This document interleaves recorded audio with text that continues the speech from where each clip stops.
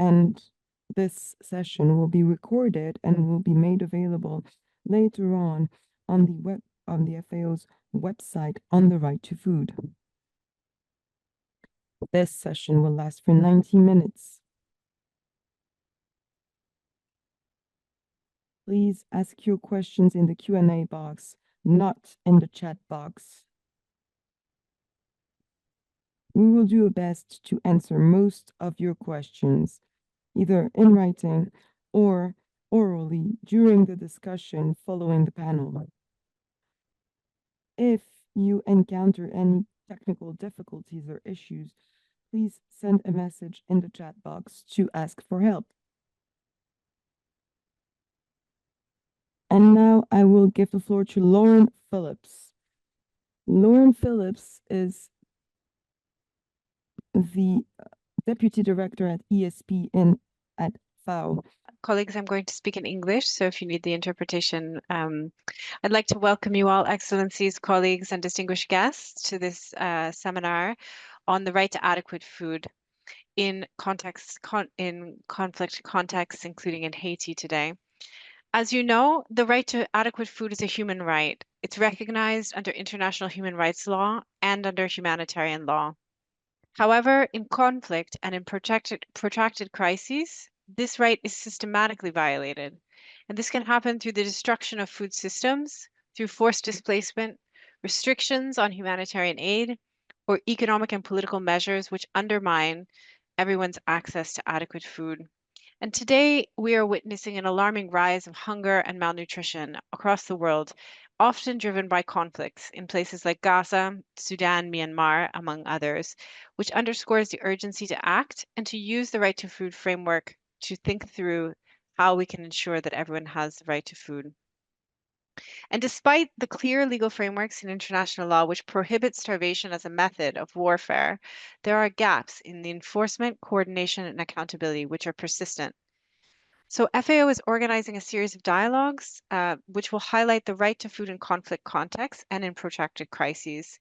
We're hoping that this series will interest you and allow us to think about the ways that we can assess and highlight the specific ways that conflict impacts the right to food across different kinds of countries, bring together governments, civil society, UN agencies like FAO and others, and experts to discuss practical solutions to these problems, that we can advocate for stronger accountability, improved coordination, and the integration of human rights-based approaches in food security and nutrition interventions, and directly contribute to the Committee of World Food Security's consultation and global thematic event on the use and application of the CFS framework for action for food security and nutrition in protracted crises. Each of the dialogues in this series will focus on a specific country and a thematic dimension of the right to food to allow us to have a more comprehensive and in-depth examination of key issues and to give us more specificity about each of the contexts. And the series will have 6 country-specific dialogues. So we'll start today with Haiti, focusing on the role of third parties in upholding the right to food. Future dialogues will focus on other aspects of the right to food in conflicts and build upon FAO's longstanding commitment to the right to food. We're also leveraging the expertise of our excellent Right to Food team here who's presenting, as well as those of us who work in the Rural Transformation and Gender Equality Division, like my colleague Taco, who is moderating. So we invite you all to engage in these dialogues, contribute your expertise, and help us work together to ensure that the right to food is upheld even in the most challenging settings like conflict settings and protracted crises. Because together, I believe that we can move beyond the crisis response and try to think about long-term solutions that can help to protect people's dignity and their fundamental rights, including the right to food. I wish you a fruitful discussion. I'll pass back to you. Thank you, Taco. Thank you very much, Lauren, for your very insightful introduction of today's topic, which sets the tone for the discussion. Now I would like to invite my colleague, Juan Echanobe, the FAO Right to Food team leader, to give us a brief review of the status of the right to food in Haiti. Juan, over to you. Thank you so much, Taco, and thank you, Lauren. I'm going to share with you just a very few slides, and good morning, and of course, or afternoon, right, to everyone, and thank you for being here today. I said I'm going to present very, very briefly the context of food security, insecurity in Haiti, and also the implications on the right to food, right? So if you can go to the first slide, Haiti food crisis is one of the most severe. If you can move, please, to the next slide. It's one of the most severe in the world today. Nearly half of the population, so we are talking about more than 5 million people, are food insecure. And people in the capital, in Port-au-Prince, they are trapped. They are unable to get basic supplies because armed groups, gangs, are controlling the key supply routes and the agricultural regions. And in rural areas, farmlands have been abandoned due to this violence, right? In the south of the country, also, there are communities which are overwhelmed, hosting hundreds of thousands of displaced people who fled other areas because of the conflict. And meanwhile, inflation has driven food prices so high that many families spend more than 70% of their income just to eat. Yeah, next slide, please. Here, yeah, this one. On top of the political instability that I just described, and the economic collapse and the violence, and the repeated climate disasters that continue to devastate the agricultural production in Haiti. And the government is quite unable to respond effectively, so millions are left vulnerable, facing a worsening hunger crisis. But we know that Haiti has faced a crisis before. And we know that the Haitian government has taken some steps, like the adoption of the National Food Security and Nutrition Policy in 2021, or the Agricultural Development Policy, which are important frameworks. But the reality is that the government's low fiscal capacity limits intervention. And of course, policies without resources, without governance, without security cannot protect people from hunger. Next slide, please. So Haiti is a state party to the International Covenant on Economic, Social, and Cultural Rights, which guarantees the right to food. However, as we described, Haiti struggles to fulfill its right to food obligations due to this violence-driven situation, due to the land abandonment, the import dependency, the skyrocketing food prices that I mentioned, the displacement, and the climate shocks, leaving the government unable to meet even the minimum requirement of the right to food, which is the right to be free from hunger. Next slide, please. So what should be the role of the international community? When a country cannot uphold the right to food on its own, international law makes it very clear. The responsibility extends beyond its borders. The international community has a legal duty to step in. And this responsibility it's established actually in Article 2 and Article 11 of the International Covenant on Economic, Social, and Cultural Rights, which mandates international cooperation to ensure the realization of the right to food when a state is unable to fulfill this obligation. So is this duty being fulfilled? You can go to the next slide, please. No, it isn't, right? Because United Nations Humanitarian Appeal for Haiti, which was put forward in 2024, requests $674 million, but less than half of that has been funded. And food aid is therefore not reaching many of the people who is in need. And also the UN authorized security mission that the General Assembly called for in terms of stabilizing the country, helping stabilizing the country, has been delayed and is very much underfunded. And also, despite the repeated calls for a long-term approach, a long-term response, the international efforts remain pretty much focused on short-term emergency relief rather than investing in the sustainable food systems that could allow Haitians to feed themselves. So it's clear that this has to change, and there is a need to increase and accelerate funding. The right to food cannot be met with half-funded humanitarian appeals. And it is also critical to ensure that food assistance is reaching the most vulnerable and aligning this emergency aid with long-term resilience strategies. There is also an urgent need to restore local food production because food aid cannot be the only solution. And we also need to acknowledge that security and governance are fundamental to food security because people cannot exercise the right to food if they cannot safely reach markets or work in their farms. So let me conclude by saying that Haiti crisis is not just a humanitarian issue, it's a human rights crisis. The people in Haiti, the Haitian people, have the right to adequate food, to live without fear of hunger, and to build a future where they are not dependent on aid. And we cannot afford to wait until another million Haitians fall into hunger. So thank you very much, and let me pass the floor back to you, Taco. Thank you very much, Juan, for providing the context for today's discussion. I will retain that food cannot reach the people in need and that we have to act now. With that background, I'm now going to switch back to French. So back to French. I am delighted to introduce our panelists for today. First of all, Joseph Schechler, who has nearly 30 years of experience in training in human rights and democratic development. He's a former UN officer and he represented the High Commissioner for Human Rights in Palestine and Tunisia. He also acted as a consultant for the International Labor Organization and the United Nations mission in Libya. He is currently the coordinator of the Habitat International Coalition Housing and Land Rights Network. Then Arnaud Royer is chief of the Human Rights Service of the United Nations Integrated Office in Haiti with the Office of the United Nations High Commissioner for Human Rights.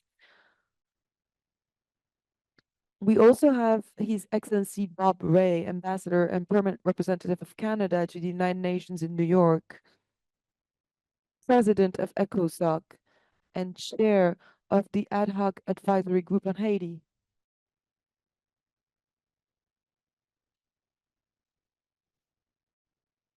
Nuxon Lewis is a communication officer at the coordination of the Mouvement des Femmes Progressistes pour l'Encadrement des Jeunes et Adultes in Haiti. Armel Cazot is the coordinator at the National Food Security Coordination for the Ministry of Agriculture, Natural Resources, and Rural Development in Haiti. And finally, Pierre Vautier is FAO representative in Haiti. Welcome, everyone. We're very happy to have you here.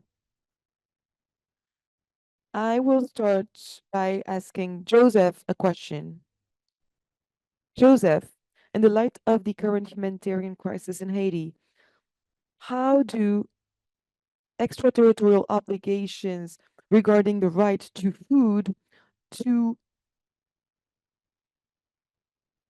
compel third-party states and international actors to intervene or provide assistance, and what specific actions should be undertaken in order to meet these obligations? You have the floor. Thank you so much, Taco. I hope you can hear me and see my screen. I have the pleasure, the assignment of taking on the question of extraterritorial obligations with regard to the right to food and how it relates to protracted crises. And what I'd like to do, of course, my main purpose is to sort of rehabilitate the notion of extraterritorial obligations. It's actually not a strange or exotic concept. It's been around for a long time. And in the context of protracted crises and in the context of the framework for action, it has a special place. I'd like to introduce, first of all, as the framework for action, the FFA notes, the nature and scope and the overarching values of the framework, respect human rights and international humanitarian law, and seek to strengthen policy coherence in line with the progressive realization of the right to adequate food, and to foster coordination of policies and actions taken in the fields of humanitarian assistance, development, and human rights. What this means in this particular sense, policy coherence, although policy coherence has other definitions, it means harmonizing the short-term emergency relief efforts with the longer-term and institution-building development approaches, and both are within the human rights framework, with human rights, of course, having preventive and remedial purposes, functions, and effects. So this is the nexus that we're talking about. It's not just peace, uh, uh, humanitarian assistance, and development, but that nexus of principles must include the human rights framework with the obligations of states. Now, what are states' human rights obligations? For every single human right, states have corresponding obligations in at least 4 dimensions. These are individual as individual states, collective as states parties, domestic, that is within the jurisdiction of the state's territory, and also the behavior of states and its agents and domesticated corporations and others when they operate extraterritorially. So it's part of the package of state obligation. This is the main issue I'd like to convey, and that is that it's inherent in every human rights obligation of the state.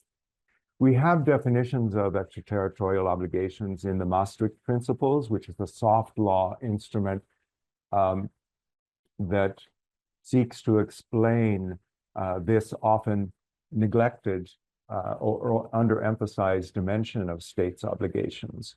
And this applies to obligations relating to the acts and omissions of states beyond their territory. And it also emphasizes the global character. I think my screen disappeared. Can you still see my screen? You can. Thank you. Yes? Okay, good. And in, I'm going to make reference to the framework for action, but please, I'm just going to mention a couple of words on the screen, not read the whole tedious text. It means coordinating actions that support national policies. This means the longer term and institutional building human development approaches are very much front and center in the framework for action. It means using local organizations and strengthening actually the self-determination and self-reliance of those institutions and organizations. Also, of course, the larger food system, and fostering access to productive resources and markets that are remunerative and beneficial to smallholders. Principle 7 emphasizes also country ownership and also to have accountability in that regard. Principle 11 calls for promoting effective national and local governance.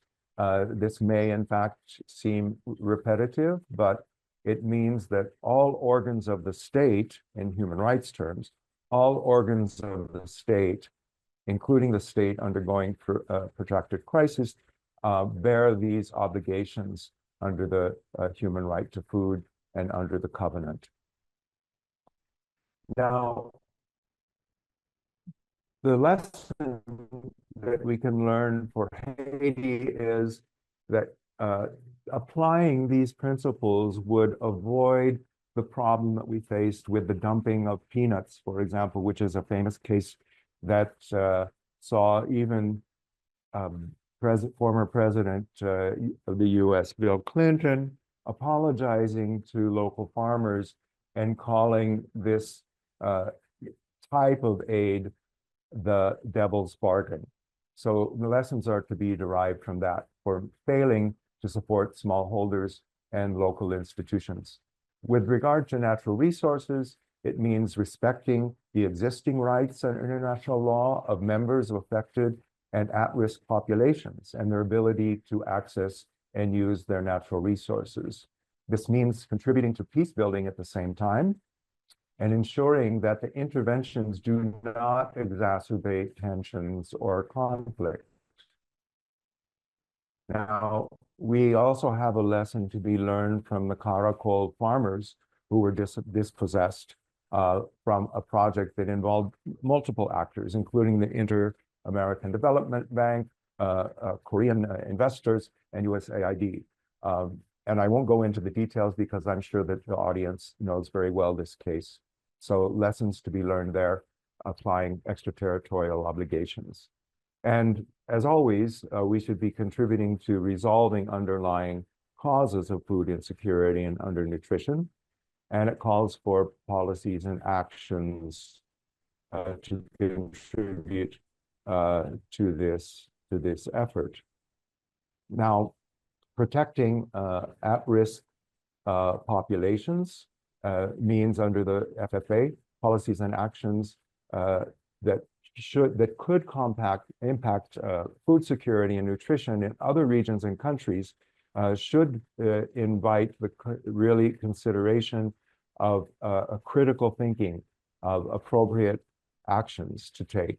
Now, in the peace and security, as Juan Jose already mentioned, the protection of those affected or at risk involves, in this particular case, mitigating the gun running that is mostly coming from the United States. This scene is actually Homeland Security making a public demonstration of the confiscation of weapons that are being illegally trafficked to Haiti. That is applying an extraterritorial obligation that helps to realize the human right to food. So I want to just conclude by pointing out some rather high level, that is from a high vantage point, lessons that we can learn from those extraterritorial obligations. They actually provide the tools for a world order that make sure that peace and security are taken on as an obligation. And it bridges the development, peace, and human rights nexus that is essential when we're applying extraterritorial obligations. It encourages critical thinking and deriving lessons, as just mentioned. It reinforces state sovereignty. And one of the examples is maybe forgotten because it's 24 years ago, but when the small state of Mauritius in the WTO refused to go along with trade and agriculture agreements under negotiation, that because it would harm the smallholders in their country, that led to the creation of options, the blue boxes and the green boxes in WTO agreements. So the ETO, that is the obligation that Mauritius had to apply the Covenant on Economic, Social, and Cultural Rights to protect farmers, actually was an argument that reinforced state sovereignty in that particular case. So it applying ETOs protects citizens from external vectors in what we call in international law cross-border harm. They underpin the international development system without considering the commitment and obligation of international systems complying with human rights is really the philosophical underpinning of the entire development system. ETOs guide international cooperation and assistance, and they help us achieve sustainable development coherence as it's defined in the FFA. They ground common adequacy standards of food and nutrition that are being developed as norms and criteria for operation across borders. And of course, applying ETOs upholds the unitary nature of the UN and its charter. And of course, in this particular session today, the UN charter-based organization, which is the FAO, is actually upholding the unitary nature of the UN by combining human rights the human rights pillar in its operation. That unitary nature of the state is reflected in the charter in this graphic that shows the three pillars of development, peace and security, and human rights. Even though in our current situation, those pillars look a little bit more like this. We need to also strengthen the human rights dimensions of sustainable development, and ETOs make that happen by reminding us that, in fact, we do have obligations. And I want to thank you for this opportunity. I hope that clarifies ETOs are not so scary after all. They're really tools of statecraft. And I thank you. Thank you. Thank you very much, Joseph, for reminding us of the package of state obligations. You've really touched on many important issues in terms of coordination, the policy coherence, the harmonization, the partnerships to exercise accountability. So thank you very much. I will now switch back to French. So I now suggest that we focus on Haiti and human rights in Haiti. And I will turn to Arnaud Royer. So Arnaud, does the Human Rights Service of United Nations Integrated Office in Haiti work in order to monitor and account for the human rights situation in Haiti, including the right to food? And what recommendations does it issue to the stakeholders in order to improve food situation on the ground and the right to food? Well, thank you very much. Well, indeed, during our work, we monitor all those rights and more specifically, the right to food. And I will explain how we do this. So Haiti is faced with a humanitarian crisis. It's a multifaceted crisis, and it has major impacts on the adequate right to food and on the food security in the country and development of a extremely poor population. At the end of 2024, almost half of the population in Haiti, 4.5 million people, were faced with acute food insecurity. The work made by this Human Rights Division has highlighted the impact of gang violence on this right to adequate food and also on the authorities' capacity to protect this right. There are four impacts that are noted. First, controlling free movement in the neighborhoods in which the state is not present. Gangs have imposed their own rules to the population that they control. They make use of violence in order to instill fear and to dominate the population. Banks are now controlling the roads, they have roadblocks and also impose taxes on the trucks and also public transport. It's impossible for populations and goods to move freely, and this has had a negative impact on this right to food. People can no longer work, and the price of food has sharply increased, and this means that the delivery of humanitarian aid is also more difficult. I'm going to talk about Artibonite, which is the center of the country. This is the main farming region in the country. In 2024, more than 1,000 people were kidnapped in Artibonite. Amongst those 1,000 people, more than 25% were women who were in public transport or were working in the field when they were kidnapped. Many of them are small shopkeepers that we call Madame Sarah here in Haiti. They sell farm products on the markets and in urban centers. And they play an important role in the Haitian social area. Most often, those people lose their money and their goods when they're being kidnapped, and they can no longer reimburse the loans that they have taken in order to buy the goods, and they have to take up even more debt, and this increases economic inequalities between men and women in Haiti.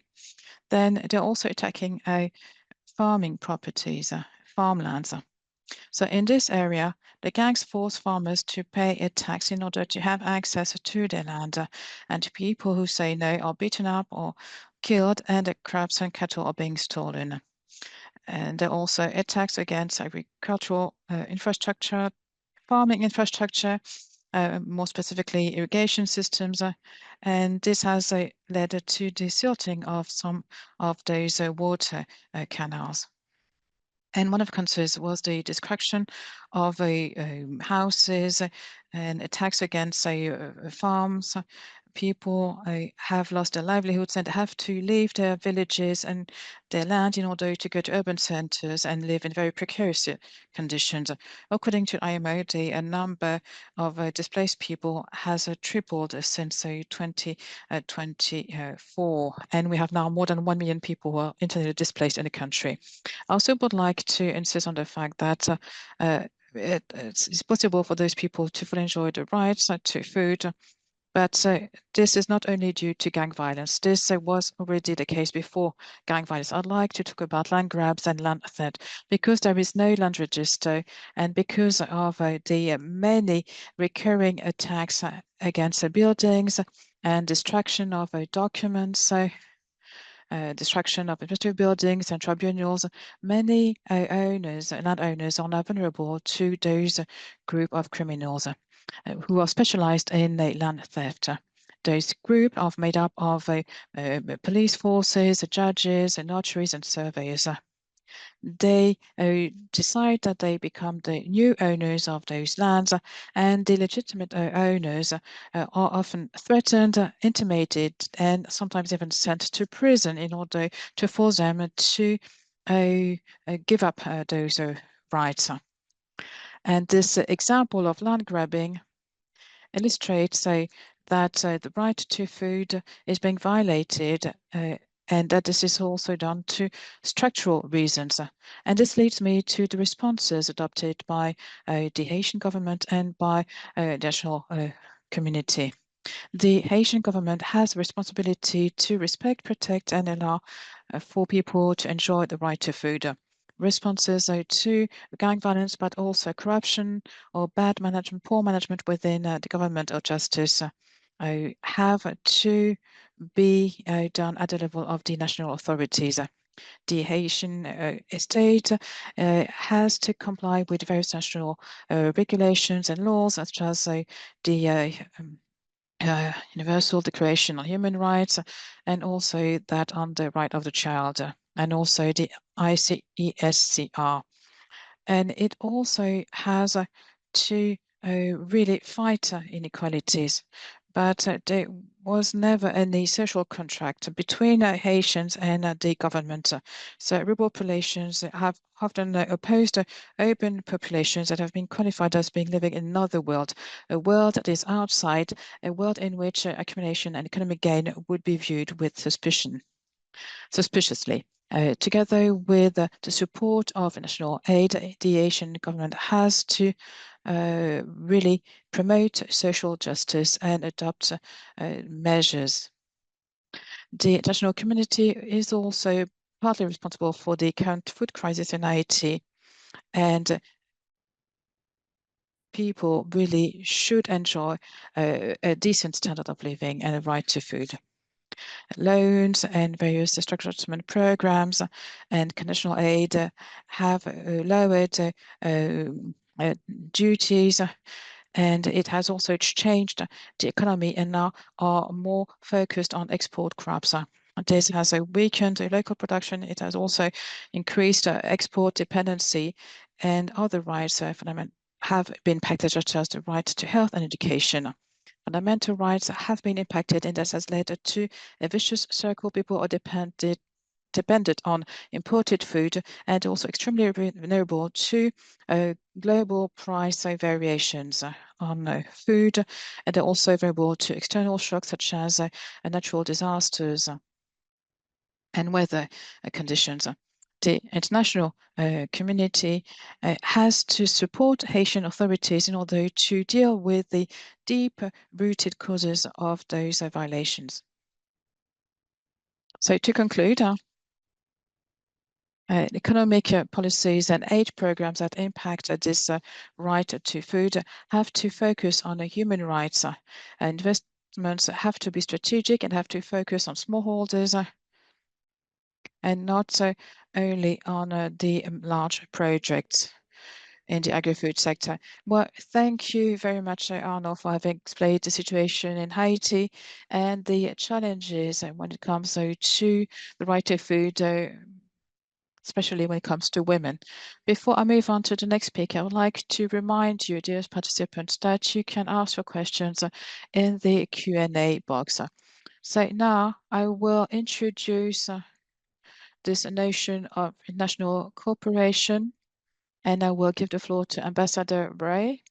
So, Ambassador, how does the international community balance short-term aid with the need to find sustainable solutions and in the long term guarantee food safety? So what are the steps that ECOSOC is working on in order to make sure that Haiti can build a resilient food system in order to be less dependent on aid? You have the floor. Thank you very much, colleagues, excellencies. I'm very pleased to be with you today. I'm speaking from New York. I'm just returning from a visit in Washington.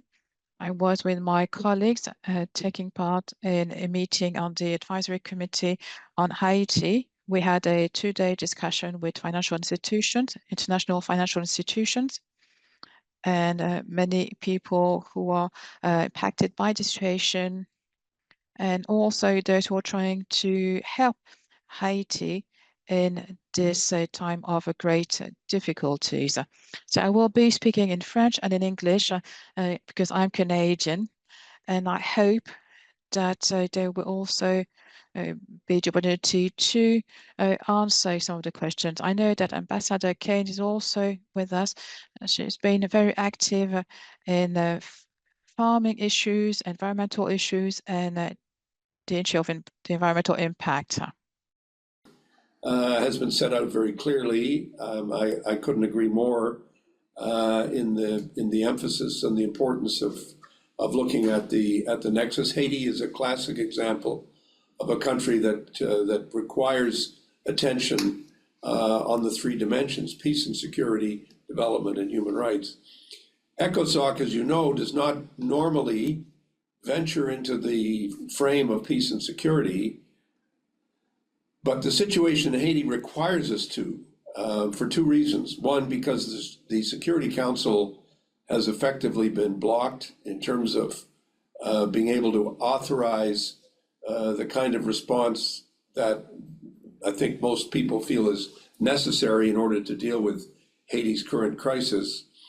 And also because everyone we have spoken to in the last several years has told us that unless the security issues are dealt with, unless the question of criminality, the organized crime, the way the gangs operate, which my friend Arnaud has referred to very clearly and given a very clear description, unless we deal with the peace and security issue, we cannot deal with effectively with the development issues. And obviously we can't deal with the development issues going forward unless there's a clear framework of rights and of the rule of law, which I think we all consider to be quite fundamental.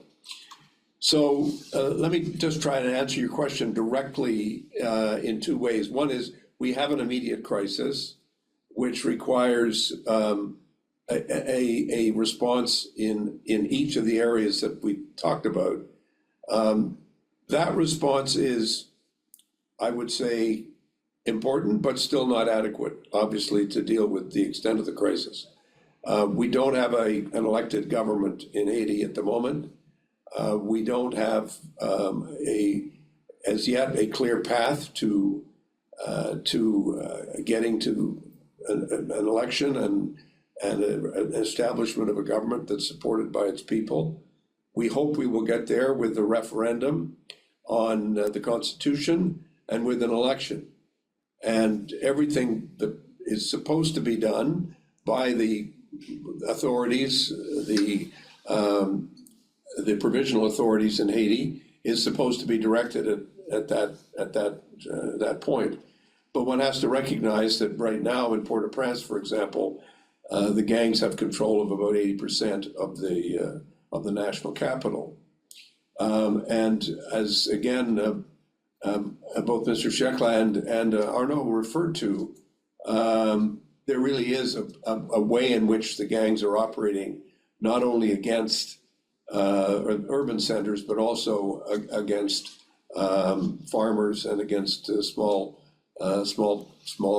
holdings owners, and that's causing a real challenge with respect to production. And then you have the additional problem of transportation because of the blockage of the national routes of transportation in the country. One point I would make, though, is in assessing the current situation, and we heard a lot about this in the last couple of days in our meetings with the World Bank and the International Monetary Fund. It's important to stress that there is an improved situation in terms of both food production and distribution in the north of the country as well as in the south.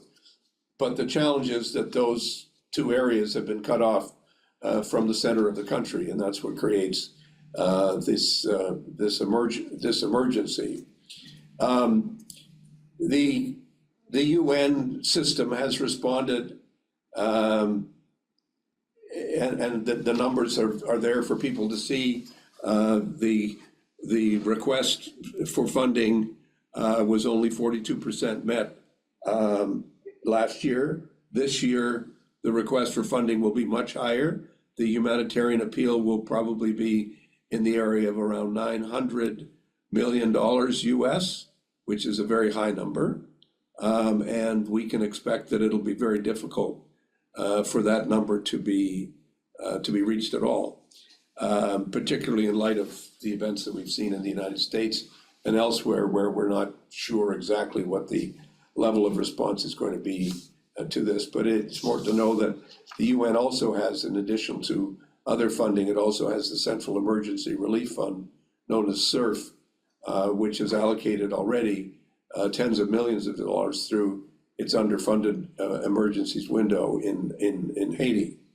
But what was described earlier about how serious the situation is without question true.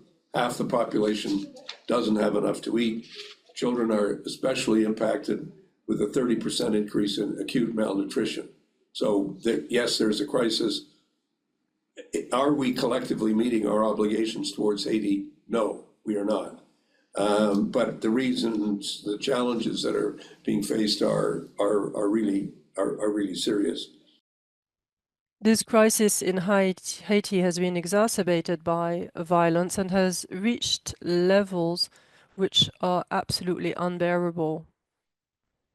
Also, we need to say that this food insecurity is also rooted in structural problems, deep-rooted problems, and also in a huge vulnerability faced with external shocks and natural disasters.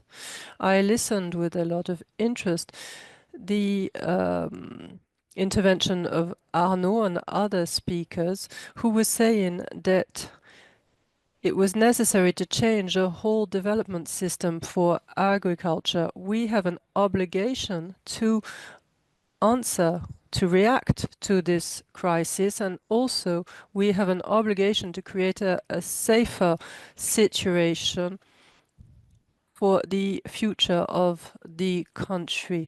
Plus clair pour l'avenir du pays. In this regard, I think it's important to stress that people haven't been sitting idle. The World Bank, the IMF, the European Union, and the UNDP and the United Nations have combined to produce a report on the needs for clear change to respond to the longer-term development crisis. There is a recognition that there will have to be a restructuring of the agricultural sector. There will have to be incentives, and there will have to be protection for agriculture to allow it to grow effectively and to ensure that Haiti becomes self-sufficient in agriculture. The current range of policies which have been followed have not proven to be beneficial to Haiti and to Haitian agriculture. And there's no reason why Haiti can't become a much bigger producer and a much more effective participant in the Caribbean economy with its own self-sufficiency assured. And that means we have to work much harder to create a system which is productive and which is self-sufficient. Je dois vous dire que I would like to say that the situation is dire. The challenges are huge, but we are very clear about the fact that we need to answer in a comprehensive way. We must react to the security problems. There is a police force of about 1,000 people, and we expect a better response to this gang situation. We must meet this critical humanitarian situation, which is underway. This is essential. We must re-establish state institutions. That is fundamental. And we need to create a justice system which works for the population and which will protect human rights and uphold them within a new constitution. And not only in the constitution, but also in the institutions which are in charge of recreating them, because they have been totally destroyed by the situation at hand. Thank you. for the opportunity to speak with you, and I've enjoyed joining the panel very much. Thank you for this opportunity. Thank you very much, Ambassador Rai. You have really highlighted the need for change, the need for adequate solutions, funding, and you've also highlighted the nexus of peace and security, human rights and development, and the need for a comprehensive response. Thank you very much. Je vais maintenant me tourner vers I now call upon Nuxon, who is in charge of communication at the Coordination for the Movement of Progressist Women for Young Youth and Adults in Haiti. Faced with this serious food crisis and persistent instability, how do the grassroots organizations support communities on the field, in particular youth and women? What role does social participation play to strengthen resilience and the fight against hunger in such a difficult context? You have the floor.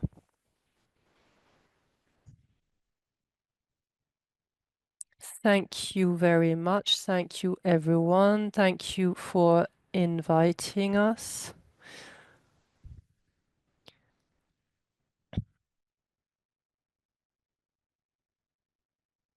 Haiti is faced with serious crises, food crises, made worse by political instability, natural disasters, and the failure of rural infrastructures.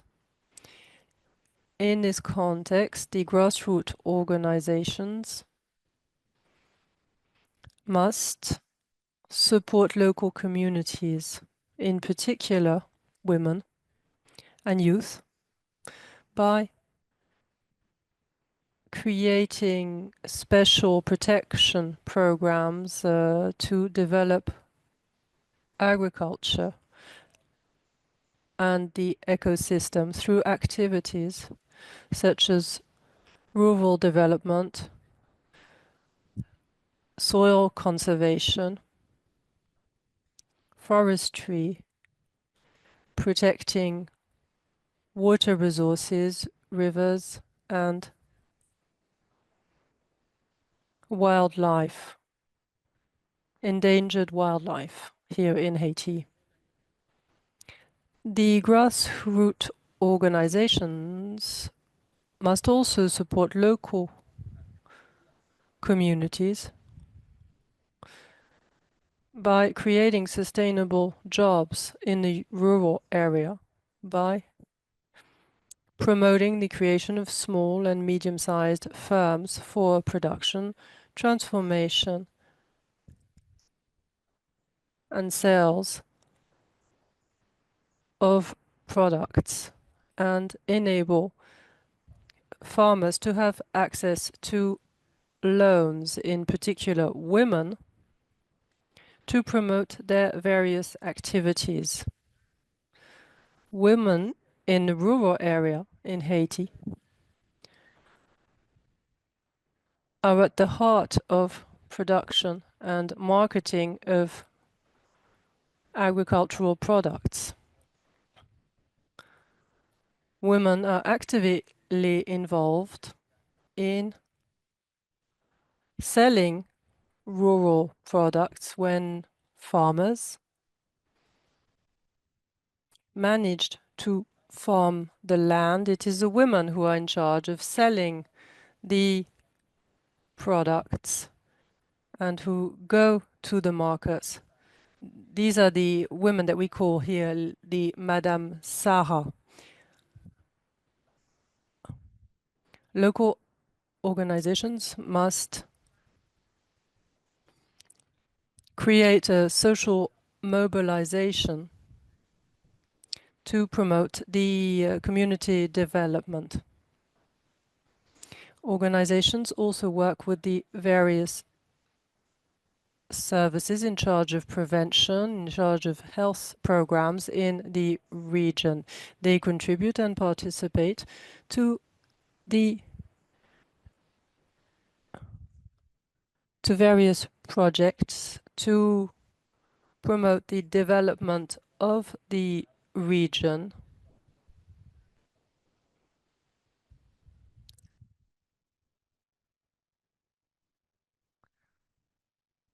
They're also in charge of awareness raising with national authorities and international organizations to find support for these communities.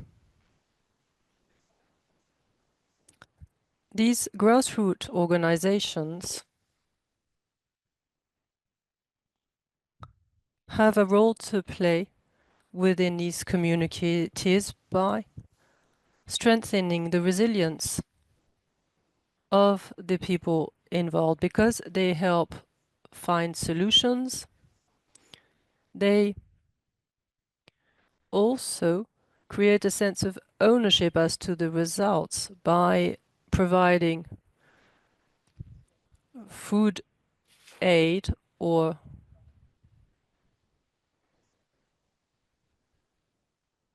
which enables the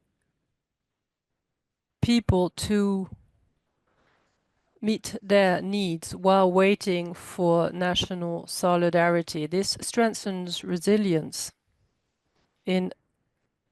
of the communities. Thank you.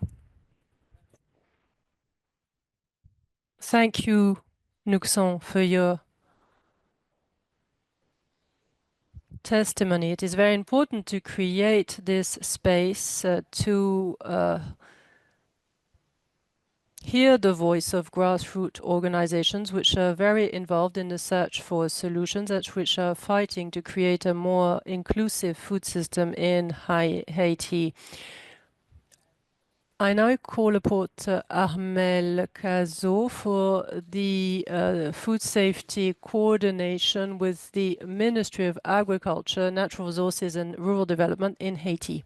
Armel, in the light of the humanitarian crisis in Haiti, what concrete measures can the Haiti government, including the Ministry of Agriculture, Natural Resources and Rural Development, what measures is the ministry taking to strengthen food security and uphold the right to food, in particular for the most vulnerable populations?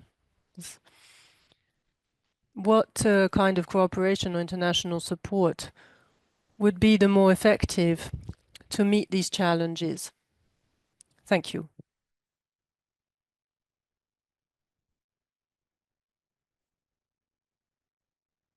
Armel, you have the floor.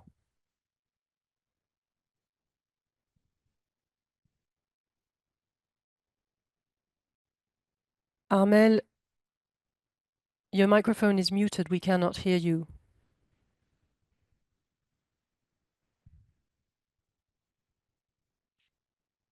Could the technicians help us, maybe? We cannot hear you.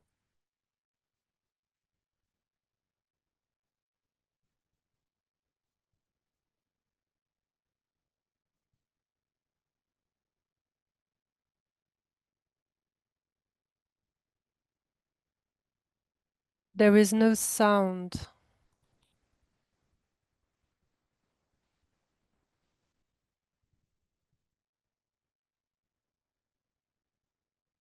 Paco, maybe we could ask Pierre to intervene in the meantime. Yes, that's a good idea. We're going to change the order of interventions, and I would like to invite Pierre to answer the question, which is how is the FAO helping the Haiti government to face the present food security crisis, and what are the initiatives or key programs which had the biggest impact? What are the main challenges for FAO to implement these actions, and how can the international community support these efforts? Pierre, you have the floor. Can you hear me? Thank you very much. So very briefly, so that Mr. Gazo can also intervene on behalf of the government. I want to repeat what has already been said. As the ambassador had said,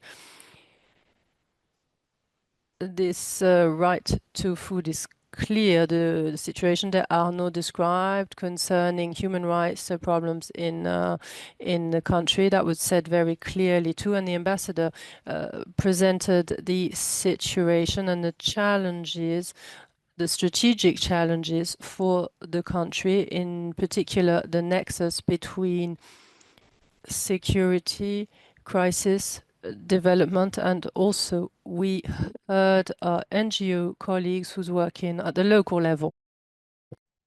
So at FAO, the situation isn't slowly stabilizing or deteriorating. Actually, the deterioration is faster and faster, and we need to take that into account. It's not really a protracted crisis. It's a crisis per se. The situation is deteriorating very fast in Port-au-Prince, but also elsewhere. And the food insecurity and economic crisis is almost that of the aftermath of the earthquake, sadly. So some people commented on the chat, and I agree. They said that all the efforts made by the international community, the Haitian government, and the Haitian people had been annihilated by the situation.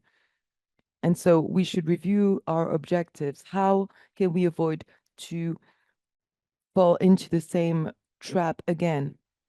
At FAO, we believe that the humanitarian response is key, but it's not enough. Saving lives is not enough. We need to go beyond numbers, beyond the number of people that have been helped and that have received meals. We should go further, and we should wonder about the quality of our responses. And that's been said already.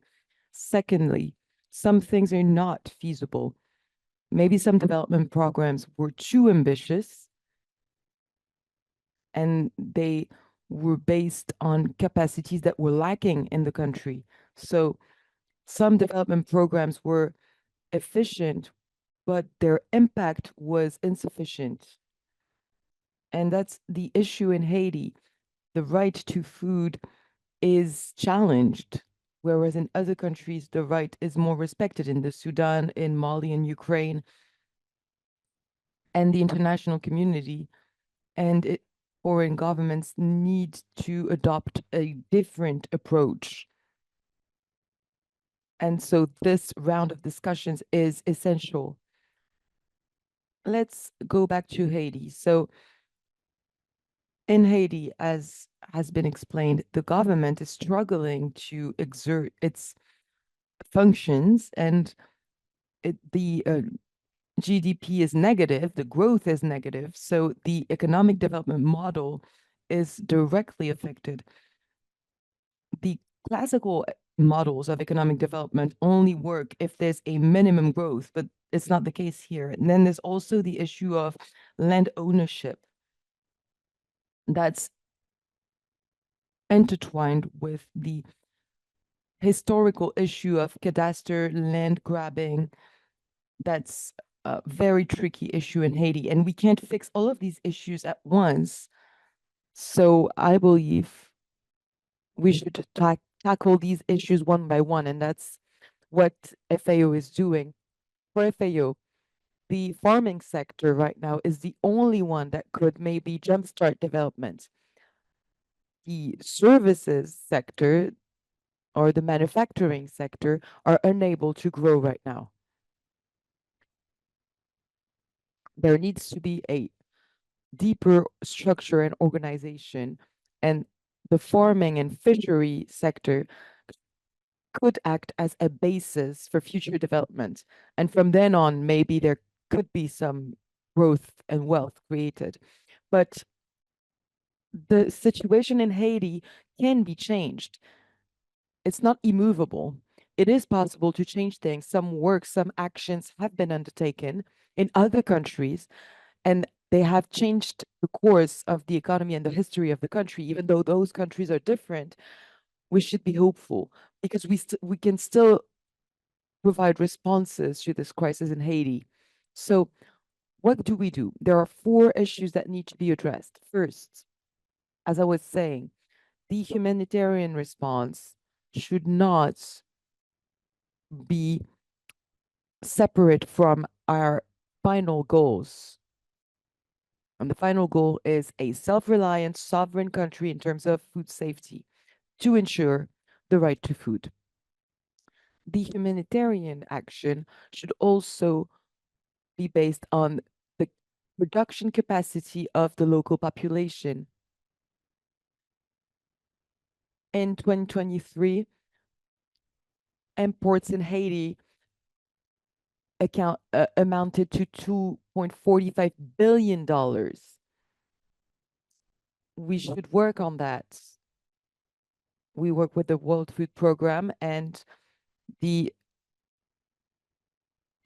Organization for International Migration, the International Organization for Migration, and we are trying to connect the farming sector with the national demand in food. But some tangible needs need to be met on the ground. So we need to provide training, and we need to help local communities and businesses organize and get more structure so that they can start answering and meeting their own needs. There should be national companies in the country that can answer humanitarian needs, that can meet humanitarian needs so that Haitians themselves can respond to the crisis. And we should also work on the reduction of consumption and food prices. In Port-au-Prince, for instance, prices are 7 times higher than in the production center in many cases, sometimes 10 times as high as in the production center. So we should really work on making the transfer of food products safe from the capital to the country and from the country to the capital. And that will reduce prices, and it will also reduce food dependency, and it will improve access to food. And this requires making transportation safer and making markets safer so that people can work. Thirdly, there are also 100 million IDPs right now. So people who have been internally displaced. So people haven't been able to return to their homes yet. So we should help these people go back home and go back to work and go back to producing. And that's what FIO is trying to do. We try to provide agricultural inputs and also management and training, and we try to create, to help people create local businesses. We should invest in entrepreneurs, young entrepreneurs, and people who have been displaced and who need advice, help, support, and seed funding. And that's linked to resilience.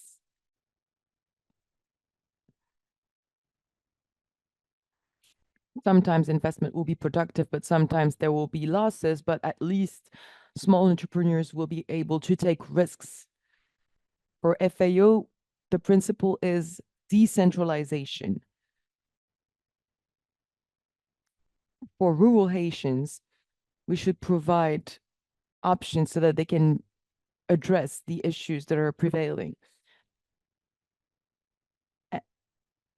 And then we also need to incite the private sector to invest in Haiti. The public sector will not be sufficient. We need to involve the private sector. Private sector should develop activities and farming businesses in Haiti. We have a network with Caribbean and Latin American countries and businesses in those countries so that we can provide technical support and ease investments from neighboring countries. And finally, in addition to humanitarian action, in addition to investment, in addition to South-South cooperation and interorganizational cooperation, I think we should focus on protecting the environment and natural resources. And it is absolutely essential in Haiti. The protection of resources will later on foster economic development. For instance, we could think of reforestation, protection of soils and water, etc. I'm not going to go into detail right now because it's some things might be too technical, but we need to change the way we proceed to investments, and the monitoring also should be more ambitious. The results and impacts need to be studied and reviewed, and we should assess the number of entrepreneurs and investors in Haiti, and we should be able to prove that some projects were successful. We believe that a local rural community-led development will be successful. This is possible in the capital and in the country, and that would be a powerhouse for the country in order to address some issues that are, for now, hard to tackle. So there should be a humanitarian and development work. Both approaches should be intertwined with objectives, results, and indicators that should be joint and common to the two aspects. Thank you. Thank you so much, Pierre, for sharing this perspective. So you are hopeful on the potential of farming and entrepreneurship for economic development. And you also mentioned quality, the quality of intervention and the relevance of programs in order to generate impact. And now let's give the floor to Armel. Armel, are you online? Can you take the floor now? Armel?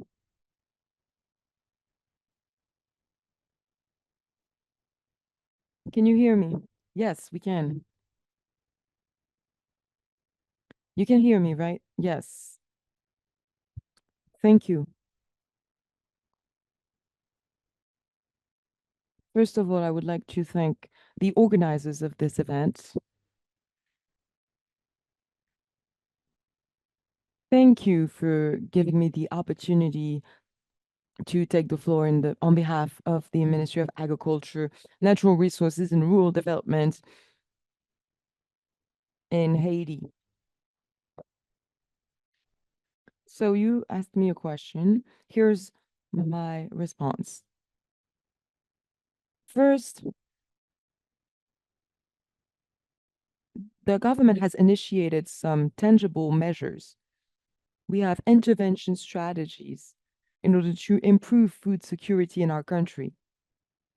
We are faced with a crisis, as you know. The right to food is enshrined in our 1987 Constitution, but this right is increasingly hard to ensure in the context of the collapse of the national economy because of the current security crisis. The right to food in this unprecedented crisis context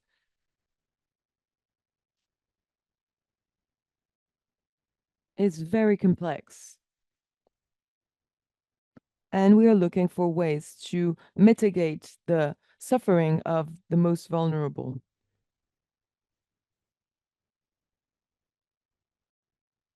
The support of international financial partners could help.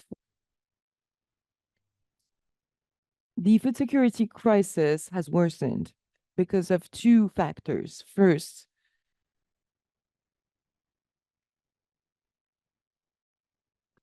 the limits on the supply chains because of the security crisis. Second factor, the drastic reduction of the economy because of the increasing poverty of the national population. In spite of this situation, the government has adopted certain measures. At the Ministry of Agriculture, Natural Resources, and Rural Development, we have rolled out some programs in order to increase production. We have refurbished some infrastructure. We also have some technical tools funded by the public sector, and we have allocated $9 billion for technical assistance in the Northeast region. Our projects are largely funded by the World Bank and the BEEP. 80% of our projects are funded by, or 80% of our funds come from those institutions.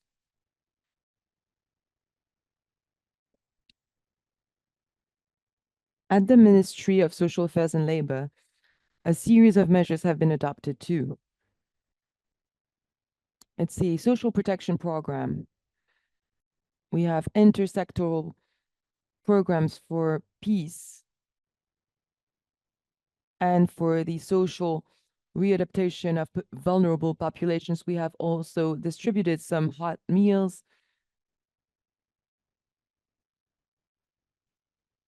We have handed out some packages to the most vulnerable populations, and we also had an economic and social program.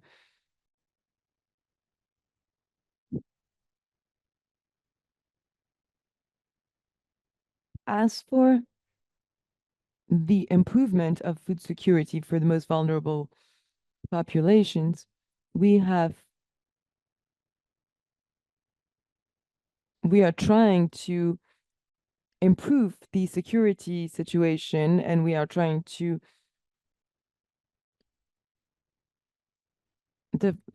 restart the economic growth. We try to support local production through social protection, the social protection of the most vulnerable people, especially IDPs.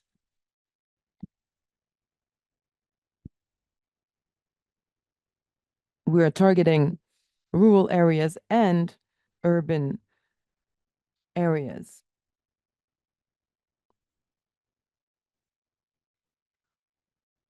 School meals should exclusively be based on local products.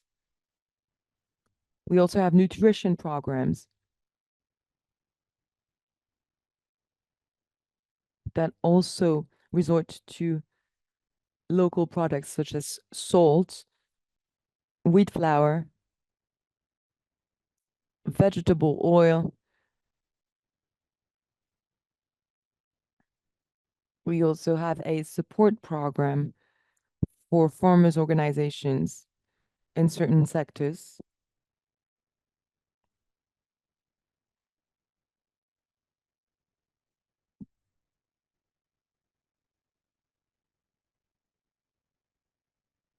We also try to help farmers store and preserve and commercialize their harvests. We also support them with transformation technologies and transportation. Roads and harbors need to be improved as well in order to ease trade.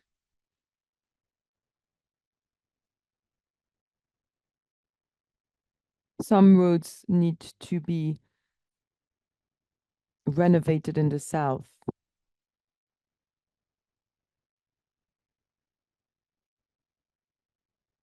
The southern markets needs to be connected to the Port-au-Prince market through some harbors.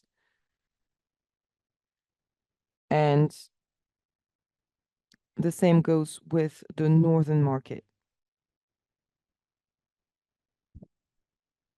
As for international aid,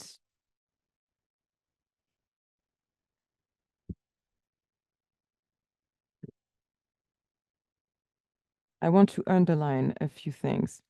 There should be financial support for roadworks and also support for actions to meet food demands through social safety nets. There are two possible ways to do that. First, direct funding granted to producers in order to improve value chains and production. Second option, facilitate access to loans for producers through guarantee funds in the context of multi-stakeholder partnerships involving our governments, producers, financial systems, and donors. This could be done through the Fund for Industrial Development, and provisional shelters should also be built while people can't go to their homes and are waiting to return to their homes. We should also receive support to better implement our national plan for food security.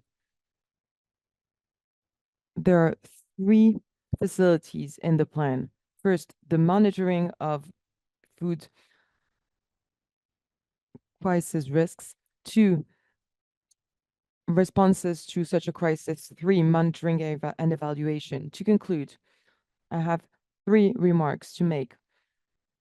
We need to take action at the government level, but also with civil society and with our international partners in order to avoid a deterioration of the situation.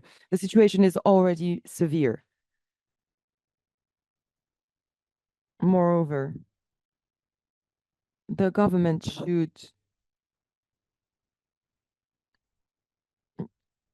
with the support of international partners, the government should proclaim a state of emergency in order to receive national and international help for an overall response to the crisis. Circumstantial factors need to be addressed, but also structural factors. And to that end, we should transition towards a new generation of public policies for agri-food systems, as stated in the roadmap for the transformation of food systems developed following the UN summit in 2021. Thank you.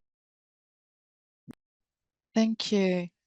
Thank you so much, Amel, for having shared those ideas with us. So the strategies adopted by the government, they are multi-sectoral, innovative, and also require concerted action. Dear participants, this was the last presentation, and you will all agree with me.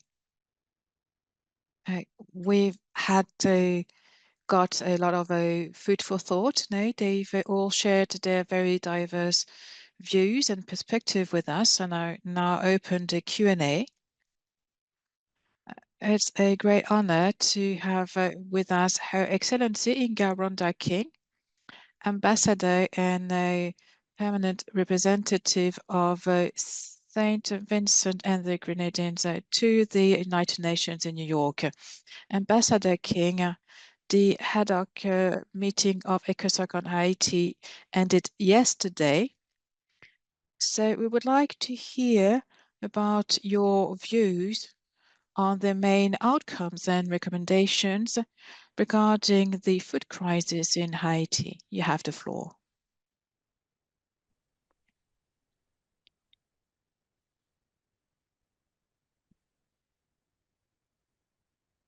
Thank you for giving me the floor. Can you hear me? Yes, we can. Thank you. Let me begin by welcoming the remarks made by the panelists. You cannot hear me? We hear you perfectly. Thank you. Excellency. So I welcome the remarks made by the panelists and extend my gratitude to FAO for convening this critically important and timely event. Haiti continues to grapple with the impacts of a complex web of challenges that impact its security and stability and significantly impede its prosperity. While the international community works to support Haiti in the eradication of gang violence, reestablishing a democratic governance system, and the rule of law, and strengthening its national institutions, we must not forget the nexus that exists between human and food security. There can be no peace amongst those who are hungry. Addressing the food insecurity in parallel with the security situation is a precondition to sustainable peace in Haiti.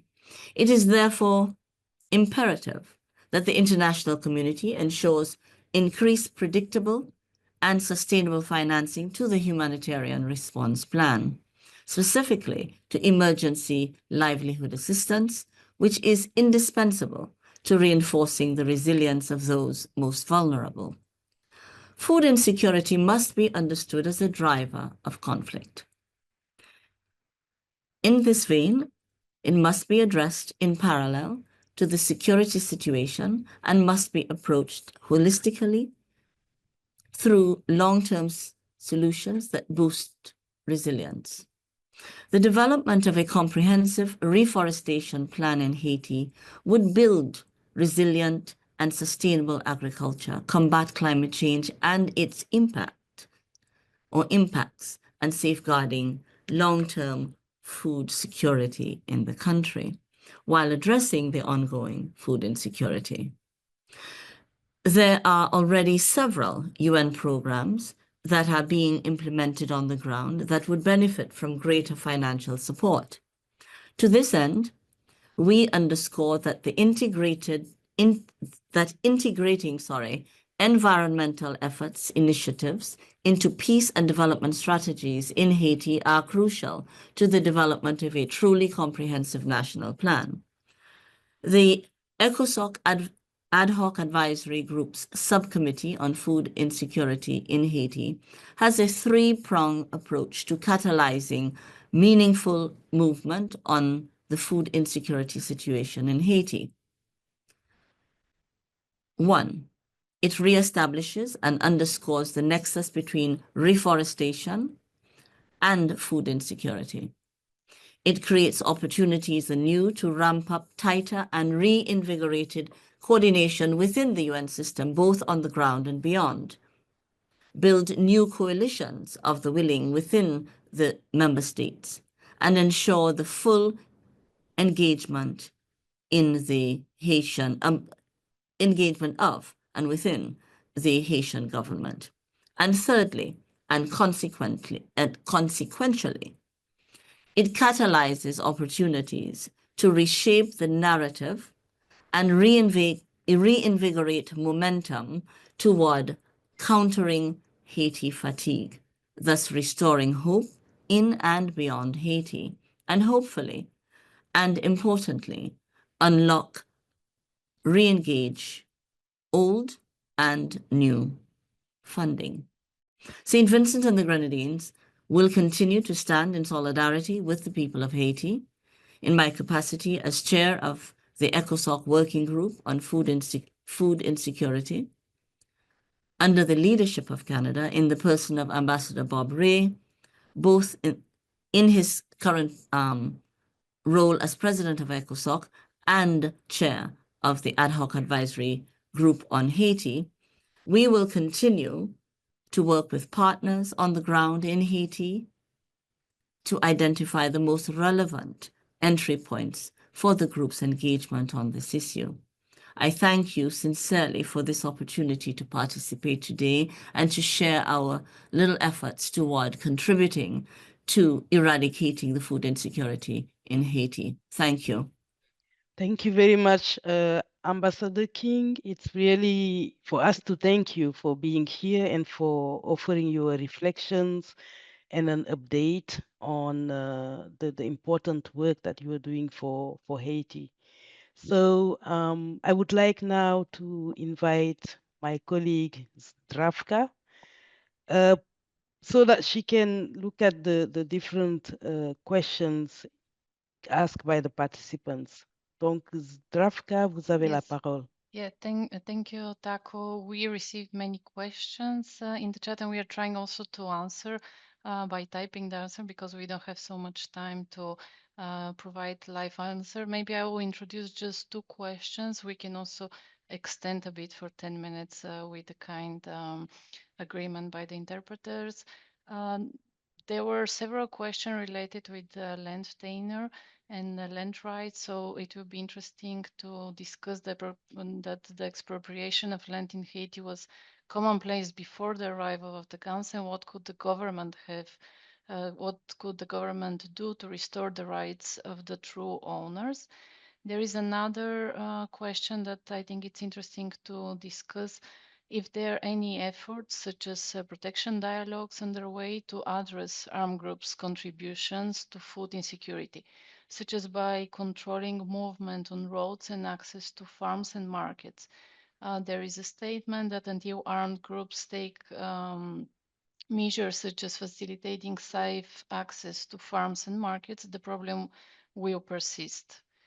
So maybe we can take the reaction of the panelists on those questions, and then we will wrap up with the closing remarks, maybe. Mm-hmm. Thank you. Thank you, Zdravka. Maybe because of the time. As we are slightly behind a schedule, I would like to suggest that we move to the concluding remarks made by the panelists. And when you make your concluding remarks, you will also address one or two of the questions that have been asked so that we kill two birds with one stone. So we're going to begin with Pierre. I can see that Pierre wants to take the floor. I will do it in English, maybe because the question was in English. Regarding the land tenure, yes, the land tenure is a problem. I will leave it to Armel maybe to make few words on this, but this is a difficult problem. That's not a simple solution for IT. And in any case, this progress is slow. There was initiative in order to work on local agreements at a departmental level in order to make at least a common understanding. But the cadastre has to be supported, and this is kind of, for example, these development activities like this, the cadastre, is something absolutely fundamental to solve the problem. So we see here directly how developmental institutional support can directly help to solve problem on humanitarian and security aspect. It's an excellent question. The solution is progressively working on it. Slowly, there is no major solution on it. We have just a steady and very, very long work to do. It has been done in other countries, slowly, but it cannot be solved in one day. The second element, I think it was so what we do on the field for the youth and the IDPs. It's exactly the point. The idea for us is now to be able, together with the initiative we have, for example, with the Ministry of Agriculture, the initiative on cassava is trying to see via a value chain how we can offer development activities, so offering the IDPs who are now in the countryside in some area, which are it's possible for them to stay there and to develop a new home and a new economical activities, trying to see how we can offer to some of them the possibility. We have to know that growing numbers of people living in Port-au-Prince are considering right now to leave Port-au-Prince in order to go in the countryside. And I think this is something quite encouraging for me as FAO, because we do believe that in the rural area of Haiti, there is much more possibility for people to have a good life than at the moment in certain area of Port-au-Prince. So this is something quite very important. For the access to food and the transport of the food, yes, it's a concern. It has to be discussed. We need, and there was solutions in certain of number of countries.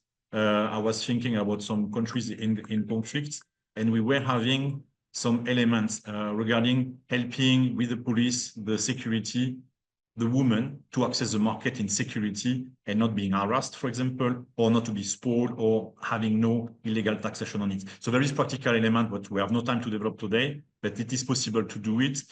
Problem we have at the moment for FAO, for example, is our program, and also for the government, we have programs we want to develop with the government, we are not funded. So we need really to mobilize resources, which are private sectors or public interventions, in order to be able to develop this program and to make IT moving ahead. Thank you. So thank you, Pierre. This notion of resources is essential. I'm going to hand over the floor to Mel, who might want to talk about land tenure issues.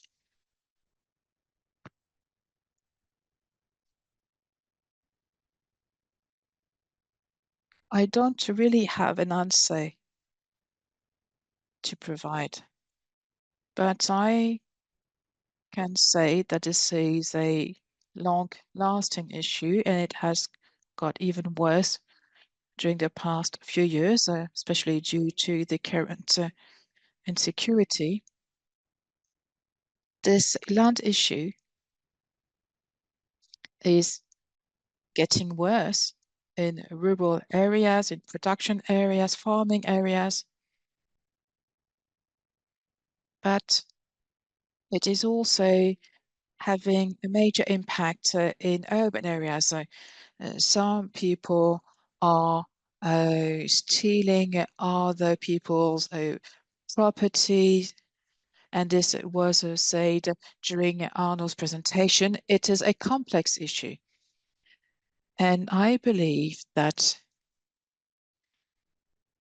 if we are going to have a new social contract, if we're going to have a new foundation, we will have to really lay a foundation and look for adequate solutions, because this is a tricky issue. It's an issue that means that a lot of blood is being shed, and several institutions are working on this, be it INARA or the Ministry of Justice or cadastre departments. They have a lot to do,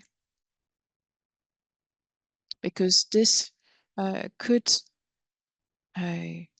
prevent a good development, be it in the farming sector, also in the real estate sector.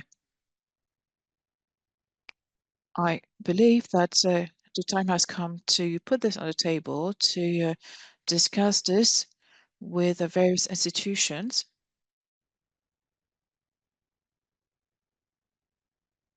Okay, thank you, Armel. A lot to do indeed. So let's move to Arnaud now. Would you like to react to this, Arnaud?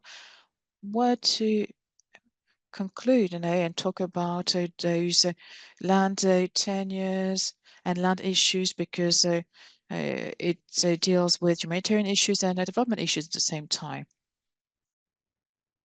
So could we allow for some certain investments to take place, so without having this notion of human rights at the heart of this whole issue? Now, whether you are a Haitian in Haiti or abroad, or whether you're an international company or a foreign investor, I don't see why you would come and invest in the country if you are not certain that you will own the land. This is a key issue. Several programs have been implemented, even though the fact that there is no cadastre, no land register, and this dates back to over 200 years ago. But really, this issue has to be seen as a right that needs to be protected, not for the people, but for investors, and it has to be protected by the state and by the government. So making sure that human rights issue and safety and security issues are at the heart of the work that is done. So I will now hand over the floor to Joseph for his concluding remarks. Joseph, are you with us?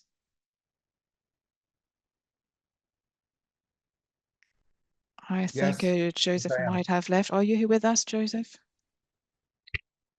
Yes, I'm here. Oh, I'm sorry.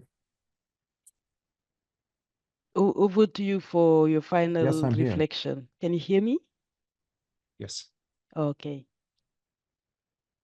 I think overall, it's very clear that we need to consider that adequate food is a right with all of the obligations corresponding to that, not only for states and governments, but of course, all organs of the state.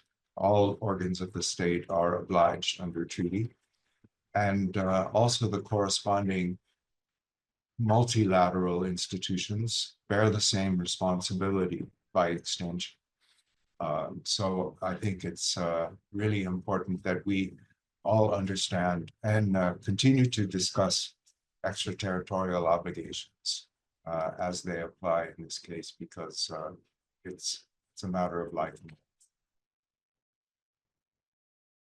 Thank you very much, Joseph. Indeed, the state and multilateral institutions are all responsible and accountable. So thank you very much for those final reflections. I would now like to invite our director, the director of the Rural Transformation and Gender Equality Division at FAO, Ben Davis, to give us the closing remarks. Ben, over to you. Great, thank you, Taco. Well, first, I just want to extend my thanks to all the speakers for their participation, for their valuable insights, and all of you who've joined us for this conversation on the right to food in Haiti. I think today's discussion reaffirmed the urgency of the situation, and that Haiti's food crisis isn't just a humanitarian emergency, it's a crisis of rights, of justice, and of dignity. It's a very sobering discussion. And as some of the participants mentioned, it's a crisis that doesn't get the attention that it merits. I think what's clear from the discussion is that, again, the crisis demands more than a short-term humanitarian response. It requires sustained action, political will, and international cooperation. And it's essential that the Haitian government be supported in strengthening its food security policies, restoring security in rural areas, and ensuring access to essential services. And this really is a fundamental obligation under the right to food. strengthening governance, supporting smallholder farmers, investing in climate resilient agriculture are critical steps towards longer term solutions. And as was highlighted throughout today's event, third-party states and international organizations have legal and moral responsibilities to support Haiti, not only, again, through emergency aid, but in addressing the structural drivers of food insecurity. And so we have the obligation to provide this support. Also important are that trade policies, financial assistance, and security interventions be aligned with human rights obligations and ensuring that they protect rather than undermine access to food and the right to food. And the right to food needs to be at the center of our collective response. Food assistance needs to be timely, sufficient, and culturally appropriate, but it needs to empower local communities as well as reinforce and really rebuild sustainable food systems. And as I think was clear from the intervention by our colleagues in the FAO office in Haiti, we remain committed also here at headquarters in the region to working alongside the Haitian government, civil society, and international partners to advance food security and uphold the right to food for all. Finally, I just want to remind everyone that this dialogue is not just a one-off or a single initiative, but it's part of a broader series exploring the right to food in conflict contexts and protected crises. We've had previous events looking at Gaza and the West Bank. And in the coming months, we will continue to examine humanitarian access and the right to food in Sudan, the impact of unilateral coercive measures in Cuba, and food security challenges linked to forced displacement in Myanmar, among other issues. And these discussions will help shape strategies and policy recommendations for a more coordinated and rights-based response to food crises worldwide. And so we really hope that we can create a vibrant community of practitioners that can discuss practical solutions to addressing the right to food and right to food violations and conflicts and protracted crises. So again, thank you very much for your time and for your interest and participation in today's dialogue. Thanks. Voilà, merci beaucoup à tout le monde.